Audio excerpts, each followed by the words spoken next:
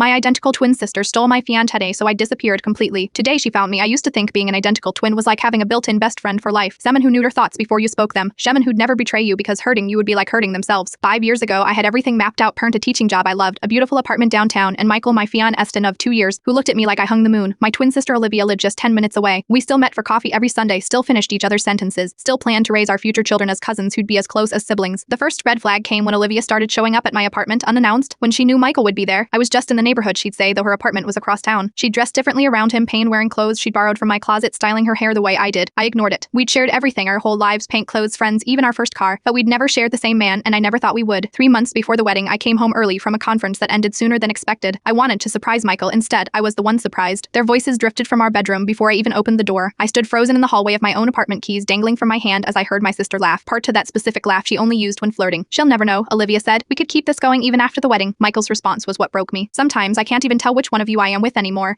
Maybe it doesn't matter. I didn't confront them, dreading scream or throw things or demand explanations. Instead, I quietly closed the door and left. That night, I emptied my savings account, packed one suitcase, and disappeared. I moved to a coastal town 2,000 miles away where no one knew me. Changed my hair color, my style, even the way I spoke. I deleted all social media, changed my phone number, and legally changed my last name. I became someone new, parent, someone who wasn't a twin, who didn't have a sister-shaped hole in her life. For 5 years, I've lived quietly. I teach art at a local high school now. I have friends who know nothing about my twin. I date occasionally, though I still flinch when men compliment me too specifically, afraid they're seeing someone else's mannerisms in my face. Yesterday, I was setting up an exhibition of my students' work at a local gallery when I felt that peculiar twin sensation, like someone walking over my grave. I turned around and there she was. Olivia stood across the room, staring at me like she'd seen a ghost. She looked different, paler, her hair was shorter, she'd lost weight, and there were lines around her eyes that hadn't been there before. But it was still like looking in a mirror. How did you find me? I asked when she approached. One of your students posted about their amazing art teacher online. They tagged at the gallery. Her voice cracked. Your smile in the photo. I knew immediately. We sat at a coffee shop across from the gallery. 5 years of silence between us. I married him, she said finally. It lasted 8 months. He called me by your name during fights, she continued, staring into her untouched coffee. Sometimes even when we weren't fighting, I've spent 5 years looking for you, she whispered, to tell you I am sorry, that I've been in therapy, that I understand now what I did. What did you do? I asked, needing to hear her say it. I tried to become you, she said, tears spilling, because I always thought you were the better version of us. I stood up, leaving money for my coffee. I'm not ready to forgive you. I might never be. I know, she nodded. But can I give you my number, in case someday you want to talk? I took the card she offered, not promising anything this morning. I stared at her number for an hour before putting it in my desk drawer. Some twins share everything, but I've learned that forgiveness isn't something you are obligated to give, parent, even to the person who shares your face.